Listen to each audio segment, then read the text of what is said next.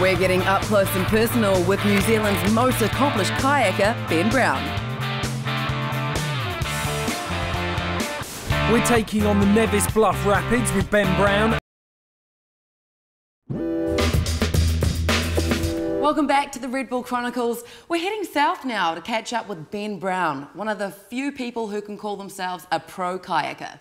Now, kayaking is at best considered a fringe sport, so making money takes some doing. But Ben has managed to forge a reputation on and in some of the world's most dangerous whitewater.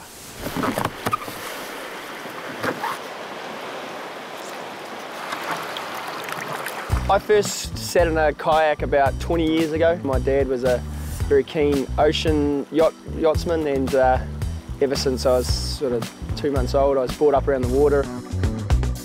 1999, we hosted the World Freestyle Kayaking Champs in New Zealand, and that gave me my first sort of taste of, I guess, the professional kayakers or the lifestyle kayakers, I guess you could call them, and sort of opened my eyes to that whole travelling the world and kayaking gig. So once I graduated from university, I went and met up with a few friends of mine from overseas on the Zambezi River, and ended up spending 5 years there on and off, and from there that's really I really picked it up and ran with it. That just took my kayaking personally to a whole new level that I hadn't experienced before, and from there, yeah, I had a little bit of luck and some good influences, and yeah, there's been no looking back really. I often get asked the question about fear, and it normally comes in the form of the question, do I get scared? And my answer is always, of course I get scared. I think anyone that says they don't experience the emotion of fear stand at the top of a huge rapid is either devoid of any emotion or a liar.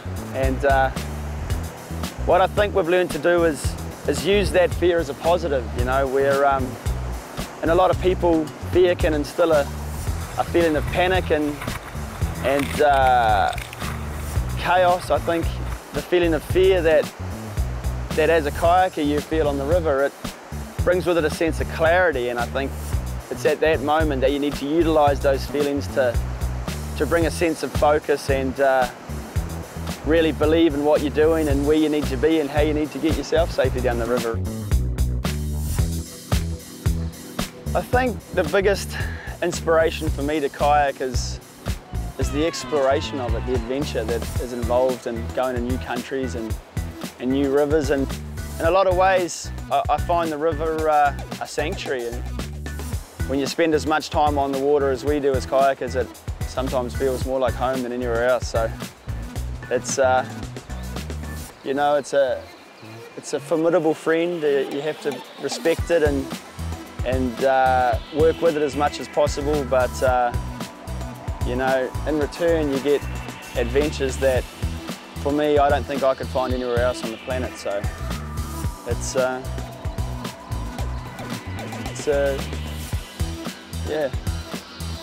special part of my life. Anyway.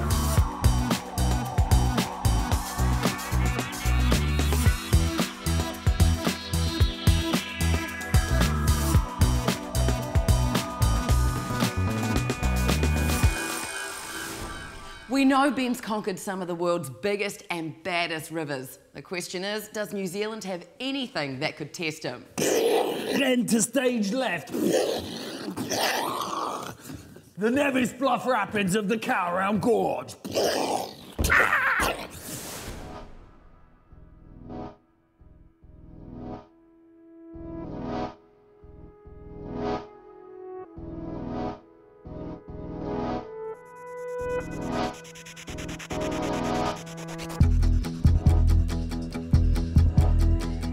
So we're here just outside of Queenstown in the South Island of New Zealand on the banks of the Kawara River, and preparing ourselves for a run down Nevis Bluff, which is definitely one of the hardest and most revered pieces of whitewater in New Zealand. It's not typical to the type of whitewater you'll find in New Zealand, which is more low volume, steep alpine creeks. This is a high volume, long, technical and committing rapid that many a whitewater paddler has came and looked at over the years, and today we find ourselves with the opportunity to make a run down it. Nevis Bluff is an interesting rapid. It was formed about 30 years ago when they were blasting the bluff to make the road, and there was actually nothing there apart from normal river, and they blasted the road out, and it made this rapid. And so it's not your typical rapid that you'd find in a river, because there's all these strange rocks and funny places where you typically wouldn't expect to find them in a river.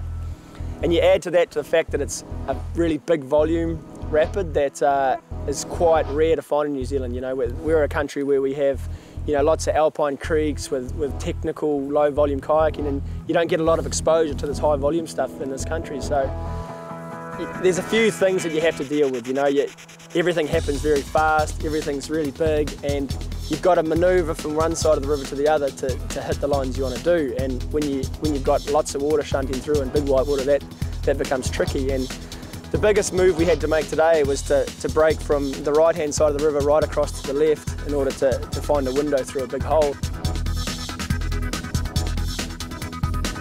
One of the views you don't get from the bank or on a video screen is the actual paddler's perspective when you paddle into a big rapid.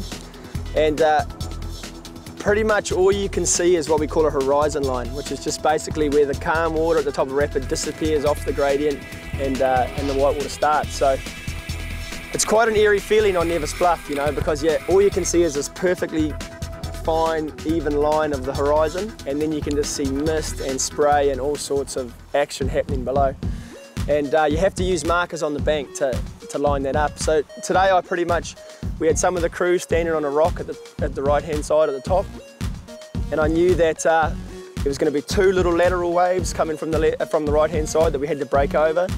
You'd go past two enormous truck-sized holes, and then the crux was coming right there, where you had to actually turn your boat and start moving right across to the left-hand side of the river, which was the point where, you know, we realised that it was going to be the make or break of the run, because, you know, if something was to happen there or you missed your line, you'd end up on the right-hand side of the river where you didn't want to go. So once you'd sort of come through there, I came over the top of the first big hole and got a beautiful visual of where I wanted to go. I got a nice sweep stroke in and just caught the side of the second curler, and it shot me sort of where I wanted to go, and I used a few of the big features of the rapid to start pushing me left. And you know, at that point I sort of got into the slow moving water in the middle and realised that the first sort of crux of the rapid was behind me, and then I sort of got a moment to gather my thoughts, and there was still a huge amount of white water come, but it was at that point that I was like, all right, we're doing this, and then plugged into the actual main hole in the drop,